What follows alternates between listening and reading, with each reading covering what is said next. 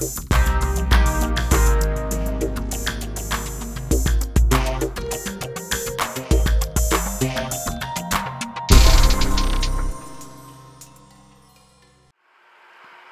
vidéo grande conso aujourd'hui à Bentonville dans l'Arkansas. C'est ici qu'a démarré l'aventure Walmart en 1950 lorsque Sam Walton a ouvert le magasin qui est derrière moi, aujourd'hui transformé en musée.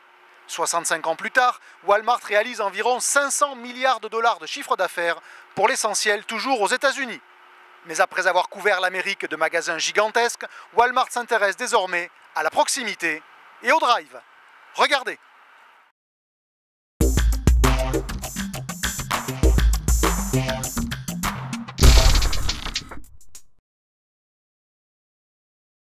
C'est depuis cette ville paisible de 35 000 habitants seulement que Walmart règne sur le monde de la distribution.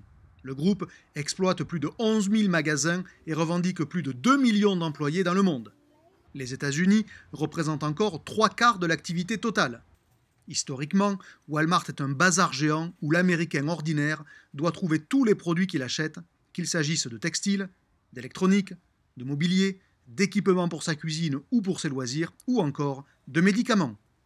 Dans les années 80, inspiré par les hyper à la française, qui mêlent alimentaire et non alimentaire, Walmart a considérablement dopé son offre d'épicerie et a implanté de véritables rayons frais, baptisant ce nouveau format Supercenter.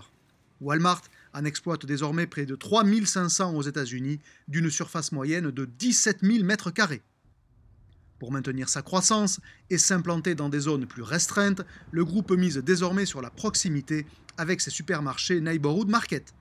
L'enseigne n'est pas nouvelle, la première création a en effet plus de 10 ans. Désormais, le parc compte plus de 630 unités. Comme toutes les enseignes de supermarchés américaines, Neighborhood Market joue à fond la carte du frais et des produits prêts à consommer, le tout dans un cadre nettement plus valorisant que les Walmart classiques, jusque dans l'utilisation appuyée du noir. Dans l'offre également, Neighborhood se démarque avec la mise en avant des produits bio ou naturels. Sur ce point, comme sur le mobilier, Walmart a manifestement regardé de près son concurrent Whole Foods. De la même manière, Walmart riposte plus fortement qu'avant à Amazon. Dans de nombreux rayons, l'enseigne renvoie vers son site pour un choix plus large, évoquant même les millions d'articles qui y sont disponibles.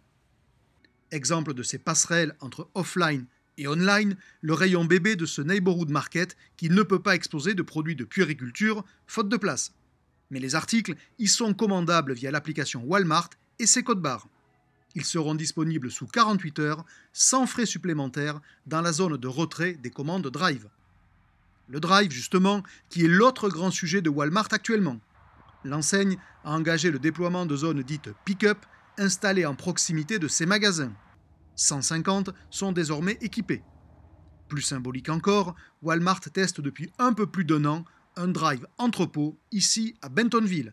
Un drive très inspiré des réalisations d'Auchan et de Chronodrive où le client s'identifie sur une borne à son arrivée sur le site avant d'être dirigé sur l'une des 20 pistes.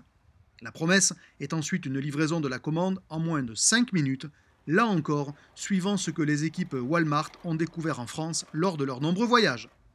Enfin, dernière initiative de Walmart à Bentonville, une nouvelle enseigne d'ultra proximité, Walmart To Go, un convenience store dont l'offre est orientée snacking et produits prêts à consommer, le tout adossé à une station-service. Mais pour l'heure, ce n'est qu'un magasin parmi les plus de 11 000 que possède le groupe.